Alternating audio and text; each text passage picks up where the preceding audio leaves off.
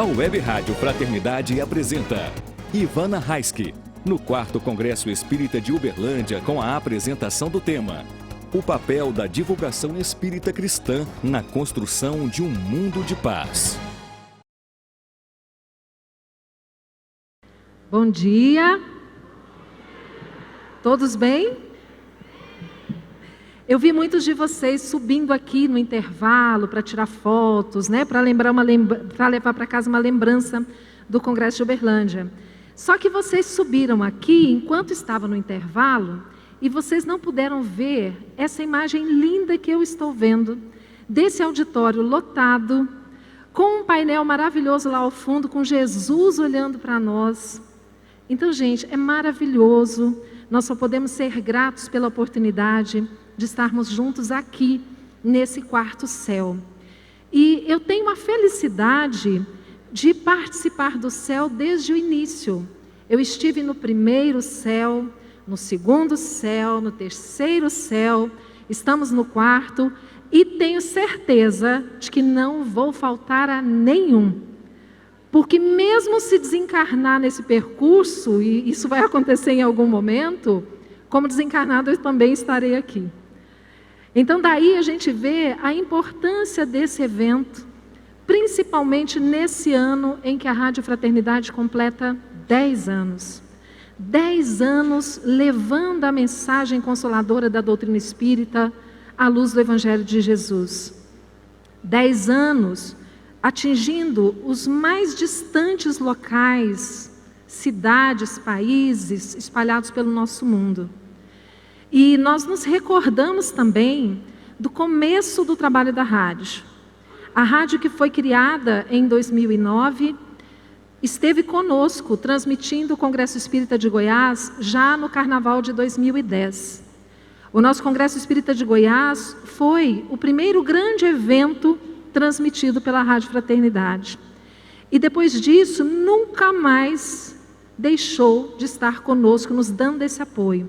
Então, assim, nós temos uma gratidão muito grande ao Rubens, que no começo ia sozinho, depois de algum tempo acompanhado pela Divina, não medindo esforços para estar conosco, para levar também a mensagem do nosso Congresso Espírita de Goiás. Então, Rubens, nossa gratidão, tá?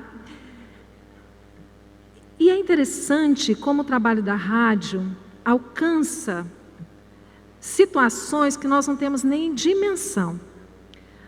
Há 3 anos, eu conheci um casal que estavam no Brasil por causa da Rádio Fraternidade. Era um casal de estrangeiros, poloneses.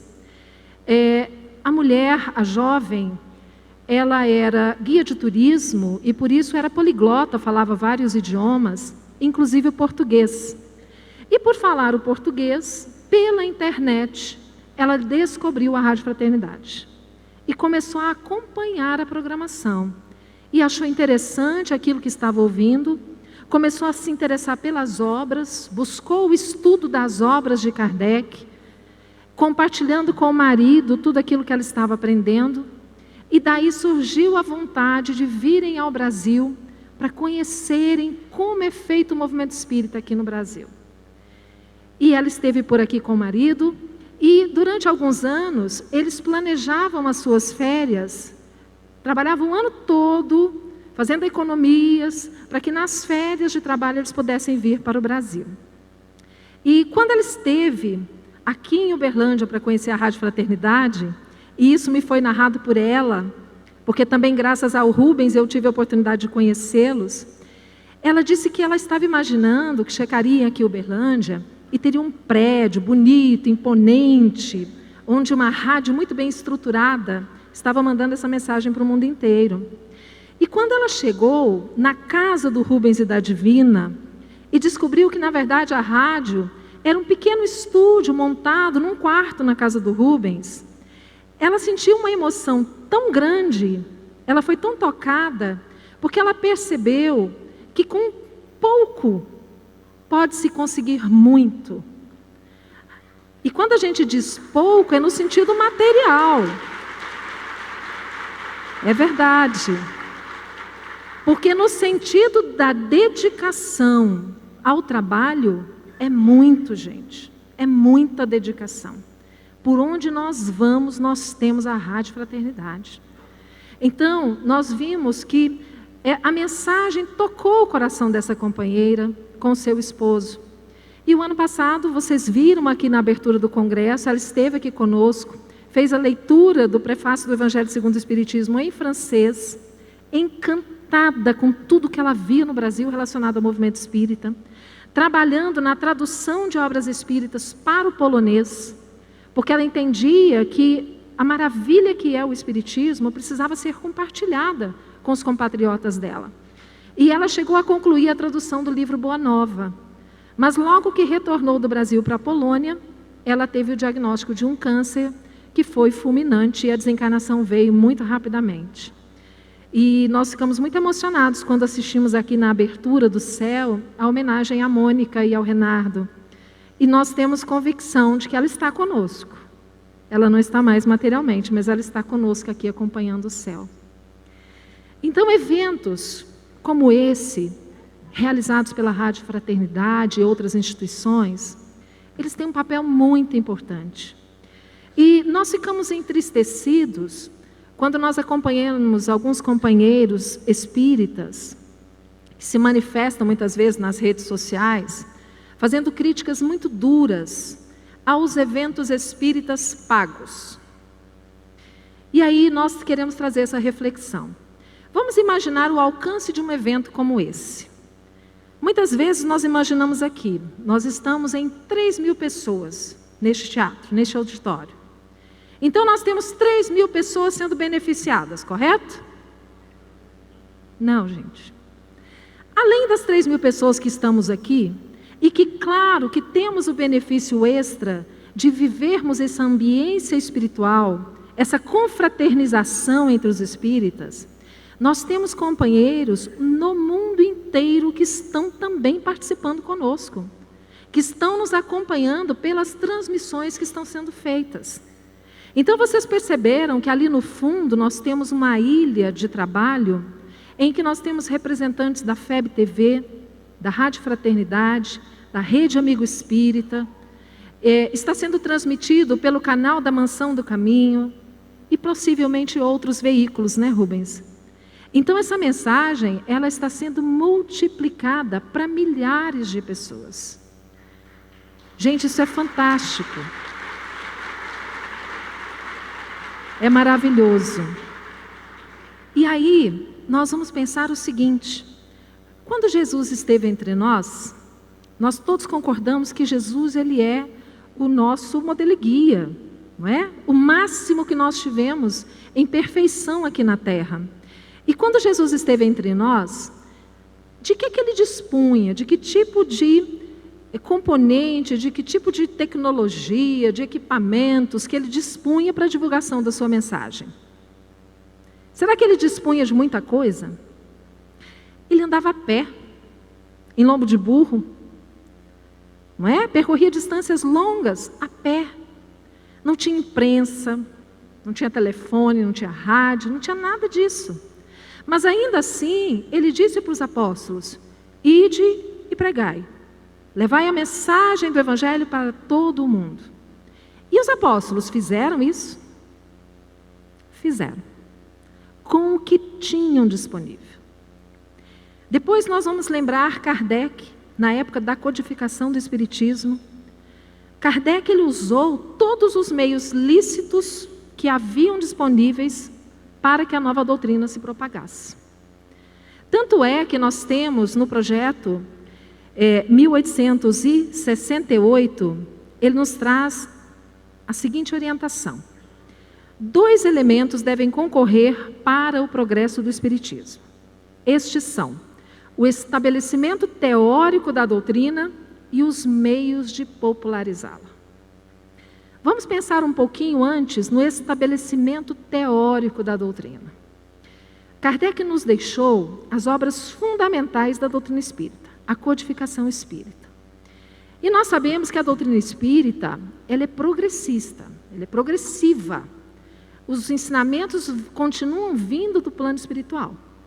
Mas Kardec também nos deixou uma forma de analisarmos se essas informações que o plano espiritual nos envia, se elas estão de acordo com o princípio, com o caráter da doutrina espírita. Como é que nós vamos avaliar isso? Nós vamos levar em consideração o princípio da universalidade dos ensinos dos espíritos. Isso quer dizer o quê? Para que uma ideia que venha da espiritualidade, uma nova ideia, ela seja aceita, nós adotamos o mesmo critério de Kardec. Ela tem que vir por meio de vários médiuns de locais diferentes, que não se conhecem entre si, e que tragam a mesma mensagem com o mesmo teor. Isso é a universalidade. E nós precisamos estar muito atentos, porque hoje nós sabemos que nós temos uma quantidade enorme de livros que a cada mês são lançados com o título de livro espírita. E que muitas vezes nos apresentam propostas que são completamente novas, diferentes, que nós não temos informações sobre aquilo na codificação. E se isso acontece, qual deve ser a nossa atitude? Vamos guardar e aguardar a confirmação. Nós não podemos aceitar apenas porque um espírito, por meio de um médium, disse isso. Se ele disse isso sozinho, isso é opinião pessoal. Isso não é espiritismo. Então nós temos que estar muito atentos para essa questão do filtro, da análise do conteúdo doutrinário das obras. Mas Kardec disse também que uma publicidade numa larga escala, feito nos jornais mais divulgados, levaria ao mundo inteiro e até aos lugares mais recuados o conhecimento das ideias espíritas. Faria nascer o desejo de aprofundá-los e, multiplicando os adeptos, imporia silêncio aos detratores, que logo deveriam ceder diante do ascendente da opinião. Ele fala numa publicidade em larga escala. Na época de Kardec, ele tinha o jornal, ele tinha a revista, e ele utilizou isso com maestria. Além das viagens que ele fazia, de visitas aos núcleos espíritas. Ele usou todos os recursos que ele tinha disponíveis naquele momento para levar a mensagem do espiritismo para as pessoas.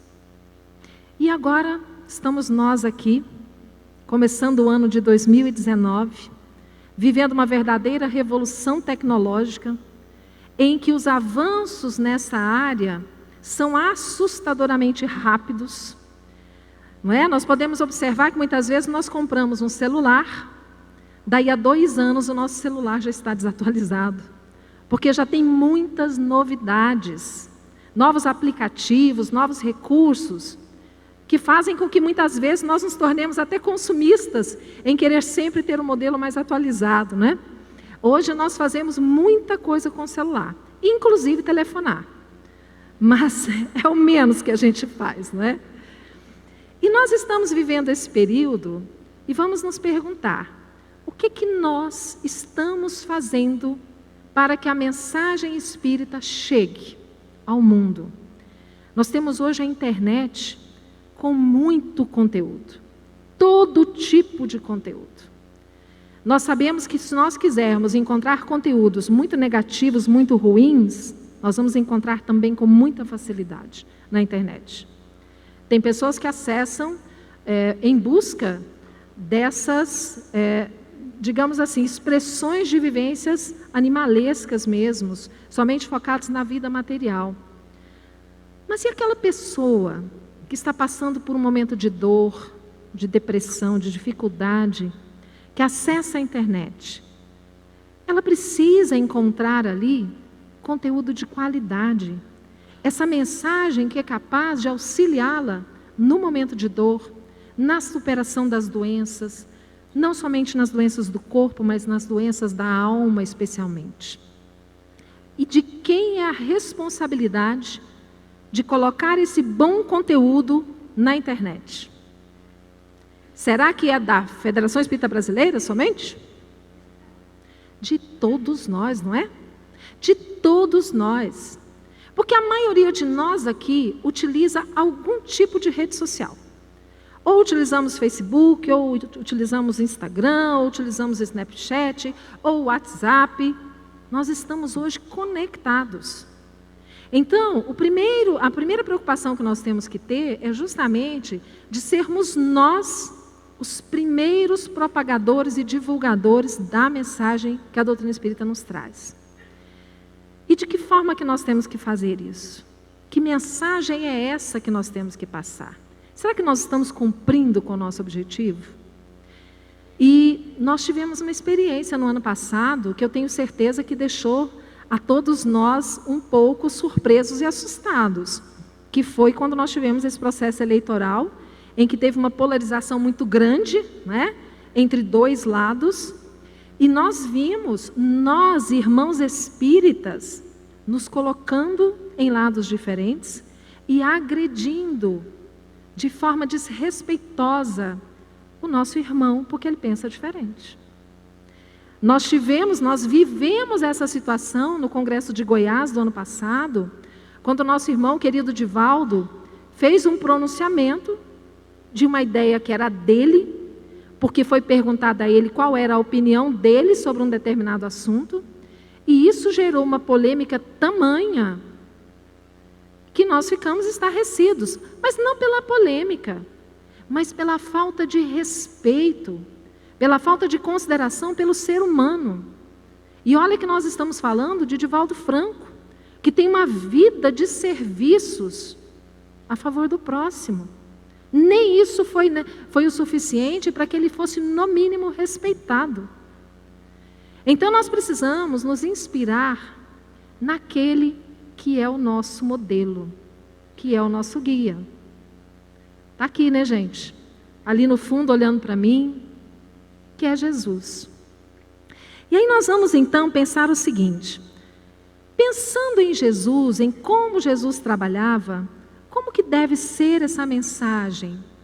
Essa mensagem que tem um papel tão importante para a promoção da paz no mundo. Primeiro nós vamos avaliar o seguinte.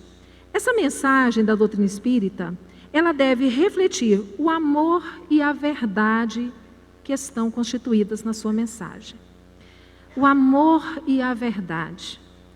Isso quer dizer que nós temos que ter sempre muito cuidado com aquilo que nós colocamos nas nossas manifestações em público. Não somente pela internet, mas em palestras da Casa Espírita, em conversações em grupos de amigos, em grupos de estudo. Porque se nós vamos falar em nome do Espiritismo, nós precisamos falar de Espiritismo. Nós não podemos querer trazer para o nosso movimento espírita e para a nossa doutrina espírita propostas que muitas vezes são incoerentes com os princípios que o Espiritismo abraça. Estamos tendo no momento no Brasil posicionamentos de companheiros espíritas, por exemplo, que defendem a legalização do aborto no Brasil. Como é que pode, gente? Porque as pesquisas sérias indicam que os países em que o aborto foi legalizado, o número de abortos cresce assustadoramente, porque ele se torna um método contraceptivo. Então não existe justificativa para um espírita que sabe da existência do espírito antes da concepção e de que desde o momento da concepção ali se vincula um espírito com um planejamento reencarnatório, nós sequer pensarmos na possibilidade de apoiarmos que a mulher tem o livre-arbítrio e o direito sobre o seu próprio corpo e que ela que tem que decidir. Ela, em verdade, decide sim sobre o corpo dela, mas não sobre uma vida que está sendo gerada dentro dela. Pois é. E nós sabemos que essa vida não chegou ali sozinha. Teve a participação dela, não teve? Teve a participação dela. Ela não ficou grávida do Espírito Santo. Então, nós temos que ter essa coerência e essa responsabilidade, termos muito cuidado com propostas que chegam ao nosso movimento espírita, muitas vezes revestidas como se fosse algo bom, como se fosse algo coerente com a doutrina espírita, mas que traz por trás, nas suas intenções, ideias totalmente materialistas. Nós precisamos ter cuidado com isso. Mas para que a gente possa analisar a mensagem, é fundamental que nós tenhamos o hábito do estudo do Espiritismo. Porque somente conhecendo a nossa doutrina, nós teremos condições de sermos os divulgadores da sua mensagem. Então, a importância de nós sempre estudarmos, termos critério com relação àquilo que nos chega, com relação àquilo que nós colocamos em nome da doutrina espírita. Mas também a mensagem, ela deve informar, orientar, projetar a imagem favorável e positiva do Espiritismo. Porque nós sabemos que as dificuldades que nós vivemos, elas são dificuldades do ser humano, portanto, dificuldades do movimento espírita. Nós precisamos ter em mente a diferença que existe entre a doutrina espírita e o movimento espírita. A doutrina espírita é pura, veio dos espíritos superiores para nós, mas nós espíritas que fazemos o movimento espírita, somos imperfeitos, somos falíveis. E nós precisamos entender que essas divergências e esses problemas que nós enfrentamos no movimento espírita, eles acontecem em função da nossa imperfeição, não da doutrina. E nós ficamos surpresos dia desses, quando uma companheira nos relatava que uma conhecida, frequentadora de uma casa espírita já há muitos anos, de repente disse assim: olha, não dá mais, eu não consigo mais ser espírita, eu deixei de ser espírita. E aí ela ficou surpresa e disse: mas como? Por quê? O que aconteceu? Não, esses escândalos aí, né? Escândalo do João de Deus, escândalo não sei o quê. Gente, como assim? Como assim? Né? Primeiro que o João de Deus nem era espírita, mas se fosse, a dificuldade é dele, não é da doutrina. A dificuldade dos erros são inerentes a nós, a nossa imperfeição. Então nós temos que ter sempre cuidado em revestir a nossa mensagem de forma que as pessoas compreendam o que realmente é o Espiritismo. Não é o que nós achamos, é o que o Espiritismo diz. Temos que ser fiéis a isso. A mensagem ela deve ter equilíbrio e harmonia para esclarecer, consolar e orientar. É uma tríade. Esclarecer, porque quando nós esclarecemos a pessoa, ela se consola. A consolação vem da compreensão do porquê das coisas da vida. O que acontece na vida da gente? Por que nós sofremos? Por que existem tantas desigualdades sociais no mundo? Por que existem tantas doenças, tanta violência? Quando nós conhecemos o Espiritismo, nós compreendemos a justiça divina. E automaticamente isso nos consola. Porque nós sabemos que a dor, muitas vezes, ela tem um papel pedagógico na nossa vida. E assim nós nos orientamos. A doutrina nos orienta a compreender a mensagem de Jesus, porque a doutrina espírita não trouxe nada de novo. Ela veio revivecer o ensinamento do Cristo. E nós vamos compreender o que Jesus quis dizer quando ele falava por parábolas. Mensagens da Bíblia que antes nós não conseguíamos entender muito bem e que hoje o Espiritismo descortina para nós de uma forma muito clara. Então nós temos que ter sempre, pensando na mensagem que nós vamos enviar ao mundo, ela tem que ter sempre esses 3 objetivos: esclarecer, consolar, orientar. Ou muitas vezes consolar, esclarecer, orientar, né? Nessa ordem. Ela nunca deve ser impositiva. Eu confesso para vocês que quando eu me tornei espírita, já no fim da minha adolescência, no início da idade adulta, eu não me ligava mais a nenhuma religião, porque a religião que eu tinha não me explicava, não me respondia às minhas indagações, e era uma religião condenatória. E eu não conseguia entender aquilo como sendo justiça divina, bondade divina. E quando eu descobri o Espiritismo, o que me atraiu de cara foi o respeito a todas as religiões. Isso é fundamental. Tanto é que Kardec previu que no futuro nós teríamos o Espiritismo como sendo o futuro das religiões, né? Não a religião do futuro, mas o futuro das religiões, porque é comum, é perfeitamente normal que eu possa ser da minha denominação religiosa, mas que tenha o Espiritismo como aquele guia, o guia moral de conduta, porque ele nos ajuda a compreender o que Jesus nos disse a respeito disso. Então, sempre valorizar a mensagem espírita, mas nunca impô-la. Cada um tem o seu momento. E às vezes nós ficamos tão tocados com o Espiritismo, nós ficamos tão tocados com a mensagem que o Espiritismo nos traz, que nós queremos convencer o mundo inteiro, né? Porque é tão bom para nós. Mas nós não podemos impor. E aí eu quero voltar ali no início da minha fala, quando nós falamos de novo sobre os eventos pagos. Muitas vezes nós temos companheiros que são de outras religiões que não frequentam a casa espírita, não vão, mas que nesses momentos, em congressos realizados, em ambientes neutros, eles têm a liberdade de virem para assistir e conhecer.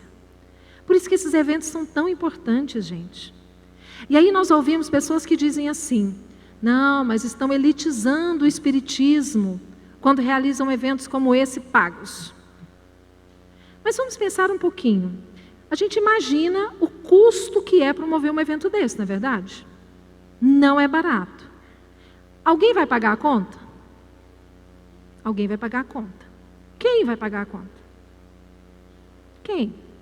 Nós não vamos atrás de governo pedir patrocínio. Nós não ficamos vinculados a alguém que dite o que nós podemos ou não podemos dizer.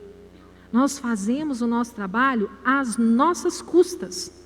Na verdade, nós dividimos, rateamos o custo do evento. E aí tem pessoas que dizem assim: mas e aqueles que não podem pagar? Vocês estão restringindo, impedindo que a pessoa tenha acesso ao espiritismo. Também não é verdade. Nós temos no Brasil mais de 13 mil centros espíritas de portas abertas, esperando qualquer pessoa que queira conhecer o espiritismo. Nós temos livros da codificação, hoje, para download na internet, gratuitamente. Esse congresso está irradiando para o mundo inteiro. Então não existe isso, gente, de estar elitizando. Ontem nós vimos, na verdade, na abertura, na sexta-feira, a informação de que as inscrições para o Quinto Céu já estariam abertas desde ontem, né? E vocês já fizeram, gente, inscrição? Fique esperto, hein? Vocês viram que as vagas acabam rapidinho, né? Muito bem. Eu vi anunciando aqui um valor de R$ 135 que podem ser parcelados em 10 vezes. 12 vezes. Gente, isso é caro.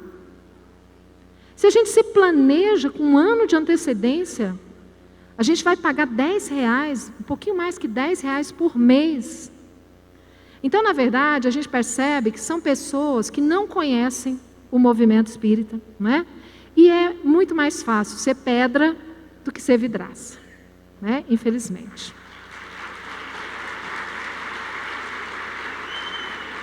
Que bom que vocês concordam comigo. Não vão me jogar tomate. Gente, a mensagem também, ela tem que ser sempre o destaque. O destaque tem que ser sempre para a mensagem. Nós temos que ter muito cuidado para não querermos nos colocar em evidência. Quando nós estamos aqui diante de uma tribuna espírita, fazendo um programa de TV, um programa de rádio, nós somos apenas os instrumentos necessários para que essa mensagem se propague. Mas nós não temos nenhuma importância, diferente da importância que cada um aqui tem. Todos nós temos a mesma importância diante dos olhos de Deus. Então nós temos que sempre ter cuidado para que a mensagem é que brilhe, a mensagem é que chegue. Por isso, gente, fica até uma reflexão para nós espíritas. É claro que nós temos grande admiração. Às vezes nós desenvolvemos um amor, né, por um palestrante que a gente tem mais afinidade, que a gente gosta muito. E é normal que a gente queira se aproximar, abraçar, tirar uma foto. Perfeito. Mas lembremos que aquele companheiro é como nós. Porque se por acaso aquele companheiro comete um erro, um deslize na sua vida, muitas vezes nós somos os primeiros a crucificá-lo. Nós que antes estávamos jogando incenso, aplaudindo, quando sabemos de uma falha, nós muitas vezes somos cruéis e implacáveis. Tenhamos essa consciência. A mensagem deve ser simples, atualizada, dinâmica. Comunicação é dinamismo. Nós temos que trazer isso para a nossa vida diária. Nós tivemos agora, infelizmente, mais uma vez, esse acidente com o rompimento da barragem em Brumadinho. Gente, esse é um tema que nós temos que tratar no nosso movimento espírita, nas nossas casas espíritas, nos nossos grupos, nas rodas de conversas. Os resgates coletivos. Por que isso acontece? Por que Deus permite? Jesus fazia isso. Ele se usava de temas circunstanciais para falar, para trazer a mensagem. Então nós precisamos ter esse dinamismo de estarmos atualizados. Agora, claro que, de novo, voltando, se nós vamos tentar elucidar à luz do Espiritismo, que a gente traga o que o Espiritismo nos ensina sobre o assunto, e não o que nós achamos. Para que nós saibamos o que o Espiritismo nos diz, vamos estudar. Jesus, ele era um grande comunicador. Ele foi um expert em relações humanas. Ele se comunicava com todo tipo de público. Ele se comunicava na sinagoga, com os mestres. Ele se comunicava com os pescadores, com as pessoas que estavam ali no caminho. Ele não distinguia. Mas Jesus, ele tinha o cuidado de adequar a linguagem dele a cada tipo de público com quem ele falava. E nós precisamos aprender isso com Jesus. Nós precisamos adequar a nossa linguagem para atender o público que nós queremos alcançar. Vamos pegar um exemplo simples, dentro da nossa própria casa. Quando nós vamos realizar o nosso Evangelho no Lar, que nós realizamos semanalmente, não é? Sempre naquele mesmo dia, naquele horário, em que nós reunimos a nossa família. E muitas vezes nós reunimos a nossa família com as crianças e queremos conduzir o Evangelho no Lar com uma linguagem voltada para o adulto. E aí a criança, gente, fica ali somente fazendo número na reunião. Então nós temos que ter esse cuidado de, ao levar a mensagem da doutrina espírita para os pequenos, que ela seja feita de uma forma que atenda à capacidade, ao entendimento das crianças, dos jovens. Jesus fazia isso com maestria. Jesus, ele não tinha dinheiro, ele não tinha estrutura, mas se tornou o maior propagandista da história. Tanto é que ele dividiu a própria história em antes e depois dele. E a mensagem que ele nos deixou há mais de 2000 anos, ainda hoje percorre o mundo. Ainda hoje é motivo de estudos, de análise. Exatamente porque ele atingiu o seu objetivo quando ele trouxe a mensagem e soube como propagá-la. Jesus, ele fez do contato pessoal a sua plataforma. E aí nós vamos refletir sobre alguns aspectos importantes. Se nós falamos em nome do Espiritismo, e nós falamos de fraternidade, e nós falamos de amizade, nós precisamos viver isso. Então nós precisamos ter essa disponibilidade de estar com o outro, a capacidade de abraçar, de tratar com gentileza. Pensem na coisa mais horrível, o palestrante espírita que vem aqui no público, diante do público, faz a sua palestra, falando de fraternidade, falando de tudo que Jesus nos traz, que o Espiritismo nos traz, mas que pessoalmente é arrogante, é prepotente, às vezes é ríspido, não tem essa delicadeza de lidar com as pessoas. Então, inicialmente, nós precisamos trazer para nós. A nossa luta o tempo inteiro é para que nós possamos vivenciar a mensagem de Jesus na nossa vida. Porque o Espiritismo, o cristianismo, ele só vai fazer diferença para nós se ele nos transformar. Se nós não nos transformarmos, não nos tornarmos pessoas melhores, não adianta só o conhecimento intelectual. Não adianta conhecer de cor as obras da codificação, citando o número da questão, o que pergunta, o que responde, se isso ficou apenas aqui no intelecto. O nosso desafio é absorver pelo intelecto, mas vivenciar pelo sentimento. Será que é fácil? Sabe que não é. Se fosse fácil, nós já estaríamos evoluídos longe daqui. Mas é o nosso desafio. Tanto que quando se pergunta como é que se reconhece o verdadeiro espírita, os espíritos responderam: pelos esforços constantes que empreendem em domar as suas más inclinações e se tornarem pessoas melhores. Isso é esforço contínuo, a todo momento. Porque nós somos a principal divulgação do Espiritismo, somos nós espíritas. Como cartas vivas do Evangelho, nós somos os principais divulgadores do Espiritismo com as nossas atitudes, com as nossas ações. Isso é muito importante, faz toda a diferença. Como que Jesus fazia? Ele vivia o que transmitia, que está aí o nosso desafio. Ele era a mensagem personificada. Porque Jesus, ele não veio para nos ensinar só com o que ele falava. Tudo que ele falava, ele vivia. Por isso que ele é o nosso modelo. Às vezes ele falava de forma aberta, às claras. Outras vezes ele utilizava de uma linguagem alegórica, simbólica. Porque nós ainda não tínhamos como compreender muito o que ele tinha para nos dizer. Ele apresentava então uma lição que era adequada àquele tempo e às necessidades que aquele povo tinha, que nós tínhamos naquele momento. Então ele soube adequar a sua mensagem ao seu público. Se nós temos Jesus como nosso guia e modelo, como que nós podemos imitá-lo? De que forma? E eu fiquei pensando muito, né? Eu penso que a primeira atitude da nossa parte, para seguirmos Jesus mesmo, é aprendermos a sermos gratos. Termos o sentimento da gratidão. Gratidão, gente, por tudo. Pelas coisas mínimas. Então nós vamos pensar assim. Em primeiro lugar, a gratidão pela vida.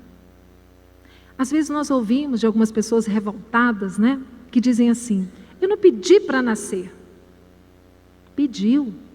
Implorou. Nós ouvimos aqui também nesse congresso que a população de desencarnados que querem reencarnar é quase 5 vezes maior, quase 4 vezes maior, não é? Do que a de encarnados. Nós estamos tendo uma senhora oportunidade. Pedimos, imploramos. Então sejamos gratos pela oportunidade da vida. Sejamos gratos pela capacidade que temos de aprender. Nós somos seres inteligentes. Deus nos dotou dessa capacidade do aprendizado, de novas ideias, de colocá-las em prática. Gratidão a Deus por isso. Gratidão a Deus pela nossa infância. Porque Deus nos permite renascermos aqui, pequeninos, indefesos, para que aqueles nossos cuidadores, muitas vezes os pais, outras vezes os avós, aqueles que de nós têm o cuidado, para que nós possamos aprender a amar. Porque a infância, a figura da criança, ela nos enche de ternura. E aí nós recebemos no nosso lar, muitas vezes como um filho muito amado, um inimigo do passado. Um espírito com o qual nós temos muito débito, ou do qual temos crédito, ele também nos deve. E ali ele renasce na figura daquele ser inocente e puro, e nós aprendemos a amar. Então, agradecer a Deus por essa possibilidade, desse período da infância. Por coisas simples, por momentos com quem nós amamos, com a nossa grande família, porque nós temos a nossa família com os laços de sangue, mas também nós temos a nossa família espiritual. Então nós estamos vivendo um destes momentos aqui. Sejamos gratos por esses momentos. A oportunidade que nós temos de estarmos aqui em Uberlândia. Eu sei que pessoas de várias partes do Brasil e do mundo aqui. Gratidão por Deus nos dar essa oportunidade. Gratidão pelo nosso passado, por tudo que nós já vivemos. Porque o passado, ele é importante, ele traz as marcas do que nós já fomos e continuamos sendo. E estamos aqui hoje tentando melhorar o que seremos no futuro ou agora. Gratidão pelo trabalho, pelo dinheiro, pelos amigos, pela família, gratidão por tantas coisas, não é? Gratidão pelo sorriso. Gente, já perceberam como é bom sorrir? Como é bom sorrir? E depois que eu soube que quando a gente sorri, a gente movimenta uma série enorme de músculos aqui na nossa região facial, e que isso evita rugas, rejuvenesce, eu acho que a gente tem que sorrir muito, não é não? É bom você encontrar uma pessoa que te recebe com um sorriso no rosto. Gratidão por isso, por essa oportunidade. Mas nós também precisamos pensar que para nós seguirmos Jesus, nós precisamos nos transformarmos e sermos pessoas melhores, para que realmente sejamos essas cartas vivas do Evangelho. Transformação moral. E aí isso acontece nos pequenos hábitos, nas pequenas coisas da vida do dia a dia. Primeira delas, primeira forma de nós nos transformarmos e nos tornarmos uma pessoa melhor. Fazermos algum tipo de trabalho voluntário. Qualquer tipo de trabalho voluntário. Aquele é um momento em que nós abrimos mão das coisas que nos interessam pessoalmente, para dedicarmos o nosso tempo, a nossa força criativa, o nosso trabalho, em benefício de outras pessoas, sem esperar nada em troca. Então, o trabalho voluntário, ele é uma grande oportunidade que nós temos de colocarmos em prática os ensinamentos que nós recebemos com a doutrina espírita. Que seja um trabalho voluntário pequeno, mas ele faz a diferença. Eu conversava com uma companheira lá de Goiás, que é presidente de uma casa espírita lá, e ela disse assim: Ivana, aqui nós fazemos sopa todos os sábados de manhã. Mas nós já combinamos, antes da sopa, todo mundo chega mais cedo, porque nós primeiro estudamos. Forma de envolver o trabalhador voluntário com compromisso com a causa, com o estudo. E depois nós fazemos a sopa e distribuímos. Aí eu disse assim: mas aqui na sua região, você tem público para essa sopa? Pessoas que realmente precisam, que estão com fome? Ela disse assim: não, você não está entendendo. Fazer a sopa é importante para quem faz. É importante para quem faz, não é para quem recebe, não. Então é a oportunidade que nós temos de trabalharmos, de doarmos algo para alguém. Uma outra forma é nós trabalharmos conosco no autoconhecimento, identificando em nós os nossos pontos fracos. Todos nós temos os nossos pontos fracos. Seja no sentimento do orgulho, da vaidade, da maledicência, da ira, e por aí vai. Os vícios morais que nós ainda trazemos conosco. O egoísmo. Mas para que a gente possa começar a eliminar essas arestas, a aparar essas arestas e nos transformarmos, nós precisamos primeiro identificar onde que nós erramos. E para que a gente faça isso, a primeira virtude que a gente tem que desenvolver, que é a virtude de base, é a humildade. Porque nós precisamos ter humildade de reconhecer que nós erramos, que nós fazemos bobagem. E quando nós identificamos um erro, quando nós percebemos que fizemos algo que não foi tão bom, que a gente aprenda com aquilo. E é claro que não quer dizer que a gente nunca mais vai fazer aquilo, a gente vai. Mas a educação, Kardec disse, que era um conjunto de hábitos adquiridos. E que fazer o bem pode ser aprendido. Nós podemos aprender a sermos bons, repetindo o bem. Então, quando nós percebemos que erramos de novo, paremos, façamos uma prece, pedindo ajuda, proteção, para que a gente não caia de novo no erro. Vamos tentar compensar fazendo uma ação no bem. São exercícios que nós vamos fazendo que nos auxiliam nessa transformação. E o processo do autoconhecimento ele é fundamental, importante demais para nós. E aí coisas pequenas do dia a dia, como por exemplo, dar uma carona para alguém.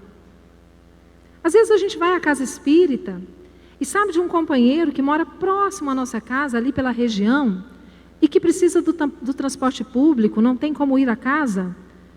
Não custa a gentileza de nos oferecermos, né? Para passar, buscá-lo em casa, depois levar quando terminar a reunião. Às vezes é uma pessoa mais idosa que não consegue dirigir à noite, que a gente faça essa gentileza de ajudar. Gentilezas no dia a dia. ceder o lugar ao outro, não é? Não furar a fila, não cortar ninguém no trânsito. São gestos, ações de cidadania, de ética, mas que fazem toda a diferença nessa nossa educação em sermos pessoas melhores. A questão do perdão, que nós aprendamos a perdoar. Não é fácil. Muitas vezes nós ficamos muito magoados com atitudes de pessoas em relação a nós. E muitas vezes nos sentimos até injustiçados. Mas vamos pensar o seguinte: quando alguém faz algo ou diz algo contra nós que nos magoa, vamos tentar entender que aquela pessoa só tem aquilo para dar ainda naquele momento. Mas que um dia vai ser diferente. Um dia vai ser diferente. Então procuremos, assim como Gandhi dizia que fazia, procuremos não nos ofender. Porque se eu não me ofendo, eu não tenho que perdoar, porque eu não me ofendi. Tentemos colocar isso em prática no nosso dia a dia. Essa atitude do perdão. E não somente do perdão em relação ao outro, mas também do auto-perdão. Porque muitas vezes quando nós começamos a estudar o Espiritismo e nós vamos compreendendo a lei divina, nós nos sentimos tão pequenos e pensamos assim: meu Deus do céu, eu sou muito ruim, porque eu sou muito imperfeito. Não pensemos assim. Nós somos todos filhos de Deus. Nós estamos aqui com esse propósito. E é apoiando-nos uns aos outros é que nós vamos conseguir um dia chegar ao nosso objetivo. E uma coisa que nós temos certeza, que é fato: todos nós um dia seremos espíritos puros, perfeitos.